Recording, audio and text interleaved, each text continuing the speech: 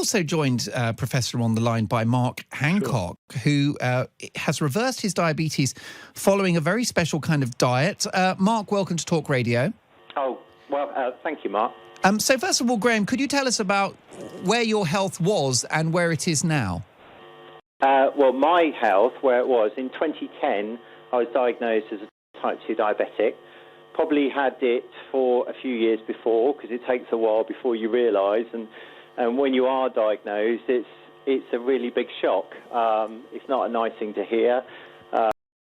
Your nurse, and then the first thing you do is you start working out all the things that can go wrong with you over a period of time. So back 10 years ago, I was put on medication straight away, and then I was advised to follow the Eat Well plate, which is the current dietary guidelines for the UK. So I did that and pretty much followed it to the letter, and started doing some exercise. So I did all the things that I was supposed to do there, and I did cut out things like the professor was saying about things like takeaways and that type of thing. And things did improve for a while, but it didn't take long before time went by, and I started then to put weight back on. My diabetes started to get worse, and they were threatening things like cholesterol tablets and other bits and pieces. And it was only really pretty much by chance in 2016 where I heard the TV doctor Michael Mosley on the radio, and he was saying that perhaps we got the guidelines wrong, and that actually, for type 2 diabetics and probably for the population as a whole, we shouldn't be recommending all these starchy carbohydrates on our plate, and cutting a lot of the good fats, the good healthy fats. So I did it. I mean, it was astounding at the time because it pretty much turned all the advice on its head. And I started following it, and within days to weeks, my blood sugars all came under control. I lost 9 pounds in the first week. I lost 1.5 stone overall from that point, and I've never looked back. I mean, it's now 4 years on, and I feel absolutely fantastic. I've got all the energy in the world. I run half marathons most weekends, just as exercise, and it has been a wonderful, life-changing thing for me. So, yeah. Well, Mark, first of all, I think we would all congratulate you on your amazing achievement. Professor McGregor, it sounds, certainly Mark's contention is that he recovered and lost weight by ignoring the official guidelines on what we're supposed to eat. What's your view on that? Well, I think the evidence has changed now, and there is, as Mark illustrates, that if you lose sufficient weight and get sufficient exercise, you can reverse type 2 diabetes, and it's very important to get that message across.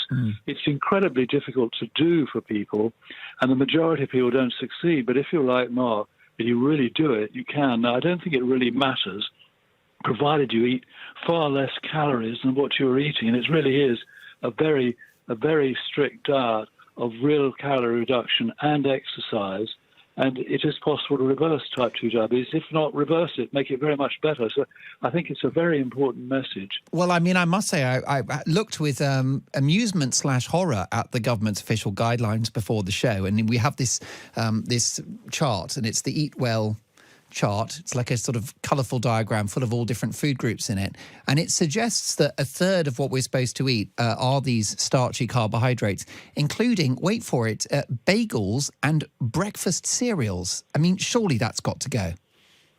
Well, I think, obviously what I'm saying is any reduction in calorie intake, whether it's through refined, and particularly we think refined cereals should be low on the list, because when you eat them, they're converted into sugar.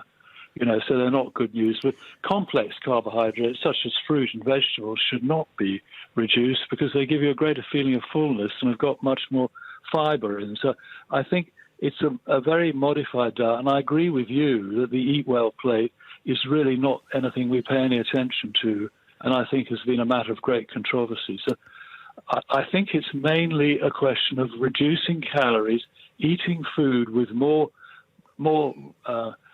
fibre in it that makes you fuller, and that means eating more fruit and vegetables. and far less fat as well.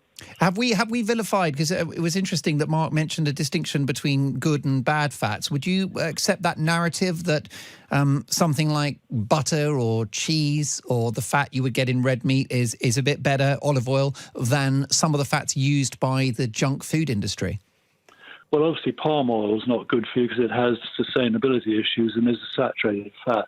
The problem with butter and cheese, it is saturated fat, and cheese has a lot of salt in, so we wouldn't really recommend eating those. But olive oil, rapeseed oil or canola oil are by far the best ones because they're monounsaturated fats and they don't put up your LDL cholesterol. I noticed Mark was talking about perhaps having to go onto a statin, and that would have been that his cholesterol, LDL cholesterol, had been raised, and there's very good evidence lowering it reduces the number of heart attacks and strokes. But you can get it down yourself if you cut your saturated fat intake sufficiently.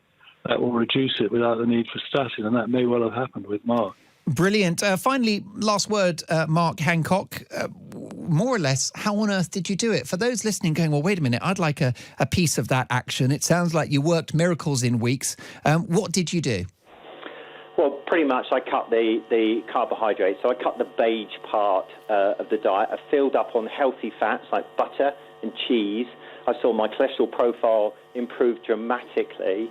And I also, went online and researched, and I'm now an ambassador for the Public Health Collaboration, who are a non-profit charity.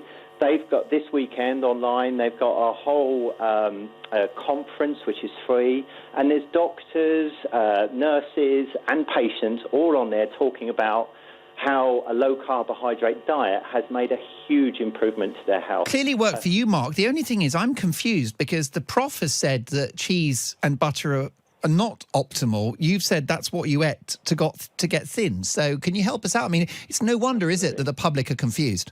Well, it's very easy. I think what we need to remember is what was the state of the nation's health 40 years ago. Now, 40 years ago, we were eating things like butter and lard and cheese and all these types of foods that suddenly we were told that we shouldn't be eating. And if you look at any picture or speak to people from that sort of era, you'll notice that there are lots of slimmer people. When we changed those guidelines, whatever it was, 40 years ago, when they changed, the nation's health changed, and it changed to the worse. Interesting. Well, if you'd like to hear about Mark Hancock and his campaign, his Twitter handle is 8week blood sugar. That's Mark Hancock at 8week blood sugar, and Professor of Cardiovascular Medicine at Queen Mary University and Chair on Action on Sugar and Action on Salt, Professor Graham McGregor. Thank you to both of you. Maybe as the sort of neutral chairman figure in this, I could suggest that what they're both saying is ditch the junk food. What do you think? 0344 499 1000. After this, we'll take a look at getting Britain's schools back open. But first, let's get the latest news headlines now with James Lewis.